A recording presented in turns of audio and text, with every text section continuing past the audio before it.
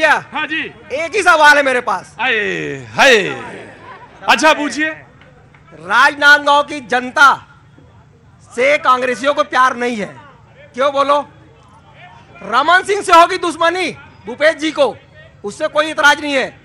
यहाँ की जनता कांग्रेस को भी वोट करती है, लेकिन 5 साल में एक भी विकास बता दे किसी कांग्रेसी के माइक लाल में दम है तो। हुजूर आली, आगे आइए। देखिए, छत्तीसगढ़ में भूपेश बघेल जी की सरकार ने ग्रामीण अर्थव्यवस्था को मजबूत किया है। देखिए, आप भी तो पूछो।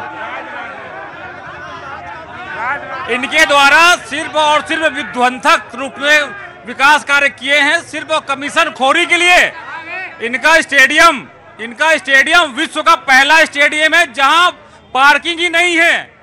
एस्ट्रोटर्फ का पार्ट 2 रमन सिंह जी मुख्यमंत्री रहते बना नहीं सके। जिस प्रकार से फुट ओवर ब्रिज के बारे में बताना चाहूंगा। 1,13,00,000 रुपए नेशनल थर्मल पावर कॉर्पोरेशन ने दिया, उसके पैसे की दुर्गति इन्होंने की और उसके पैसे को आम जनता को जो सुविधा मिलना था वो सिर्फ कमीशन की भेंट चढ़ गया।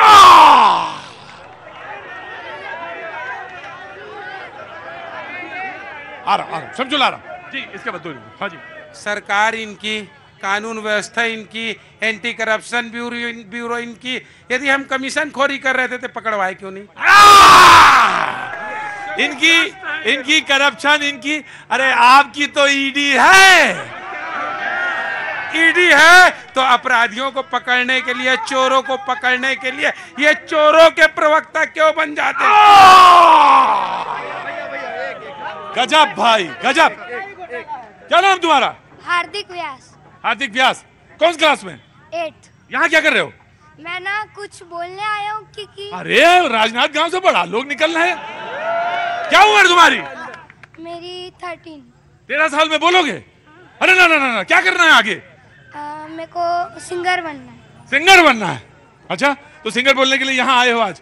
ठीक है, चलो क्या बोलोगे, जल्दी बोलो। 2 साल से मैं गवर्नमेंट स्कूल में पढ़ाई कर रहा हूँ, हमारे यहाँ कोई टीचर ही नहीं है।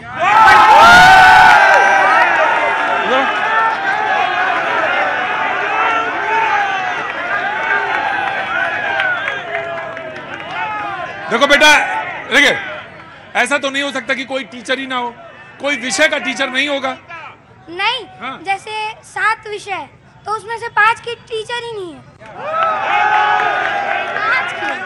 और बोलना तो नहीं चाहिए हमारे। नहीं, बोलना क्यों नहीं चाहिए? 13 साल की उम्र में बोलना चाहिए। जाओ पैनल में खड़े हो, आओ यहाँ खड़े हो। अरे रुकिए, 35 साल से लड़ रहे, जाके स्कूल में टीचर नहीं ला पाए।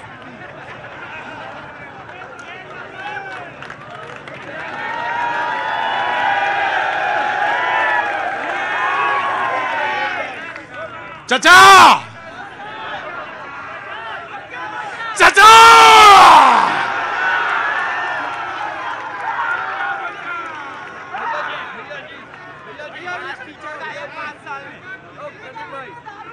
जान जो है ना तोते में बंद है और तोता जेब में है मेरे।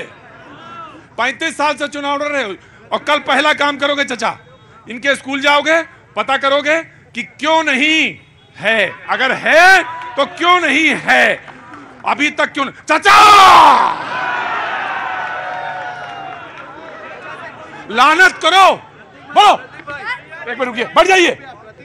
और भूपेश बघेल जी बोलते हैं कि, अरे भूपेश बघेल जी नहीं, अपने स्कूल की बात करो। और हमारे स्कूल में तो टीचर्स है नहीं। और कौन कौन विषय के टीचर नहीं है? कौन सा स्कूल है? State school. हाँ? State school.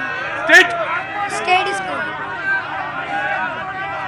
ये स्कूल है कोई? स्टेट स्कूल रोड घुसवा रहे? अच्छा, कोई बात नहीं।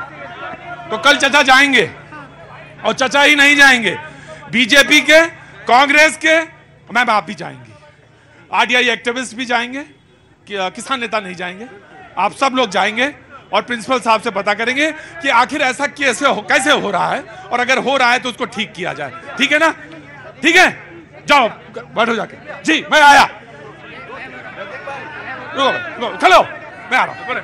आपके सबसे पहले बहुत बहुत धन्यवाद, आपने यहाँ माध्यम दिया आने का। जो साहू जी बोल के गए थे, आज की डेट में जनता जान चुकी है किसी को मुफ्त की लेवरी नहीं चाहिए, सब अब खुद आत्मनिर्भर बनना चाहते हैं। कर्जा माफ, ठीक है, मुफ्त की मैं आ रहा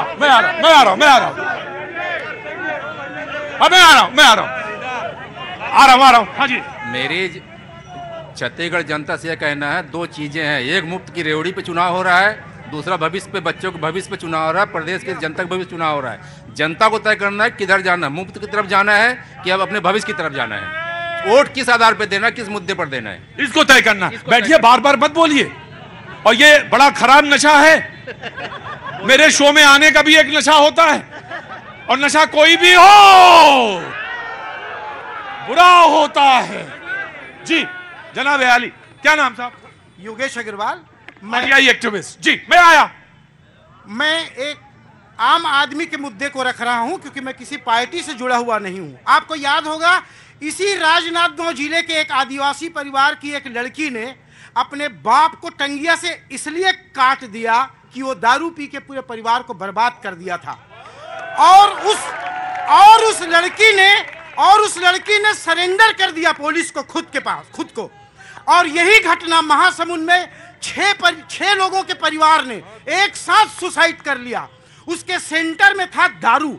मैं कहना ये चाहता हूं, मुझे वर्तमान सरकार से कोई सरोकार नहीं, मैं कहना ये चाहता हूं पूरी मिडिल क्लास पब्लिक की ओर से, जो साहू जी ने कही उस बात को मैं दोहराना चाहता हूं कि मैं दुख से झुक के दोहरा हुआ होऊंगा। मैं दुख से झुक के दोहरा हुआ होऊंगा। मैं सजदे में नहीं था, उन्हें धोखा हुआ होगा। तो दारू से शेर ये है, बहुत अच्छा शेर पढ़ा साहब अग्रवाल साहब। मैं रोक रहा हूं, जल्दी से कर दूंगा, मैं मुद्दा आपका बहुत सेंसिटिव है। जिस्म झुककर बोझ से दोहरा हुआ होगा, मैं सजदे में नहीं था, आपको धोखा हुआ होगा। मुद्दा बोलिए जल्दी। मैं पूरी पार्टियों को आपके चैनल के माध्यम से सरेआम चुनौती देता हूं, मिडिल क्लास आदमी की ओर से, वो साहू जी जैसे परिवार की ओर से खुली एक आम नागरिक की चुनौती है कि उनमें हौसला और कलेजा हो तो बिना रेवड़ी बांटे चुनाव जीत के दिखाएं। एक वो करें, गरीबों के लिए करें, पर घोषणा के चुनाव जीतने के बाद। और दूसरी चीज, मेरी अंतिम बात, कभी भी चिट फंड कंपनियों जैसी कंपनियों का नेता जाके उद्घाटन ना करे, ताकि लोगों को, आम नागरिक को उनका चेहरा देख के नेम के साथ फेम मिलता है। जी किसान नेता, वेरी क्विक।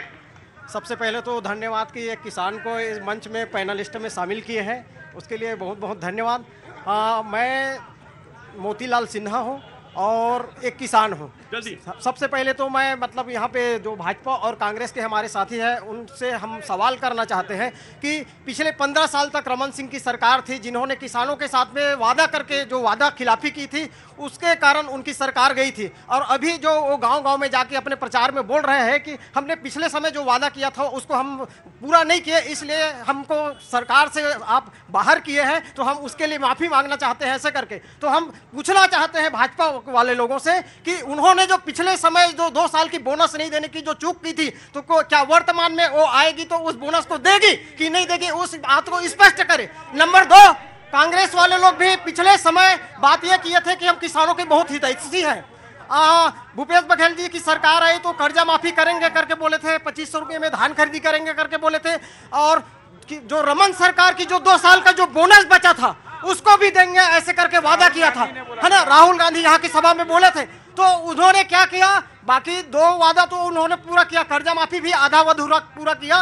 उन्होंने क्या किया था, जो सोसाइटियों का जो कर्जा माफ करेंगे करके बोले थे, तो कन्वर्सन का जो पैसा था 2018 का, उसका 20 करोड़ रुपया राजनांदगांव का अभी भी बकाया है,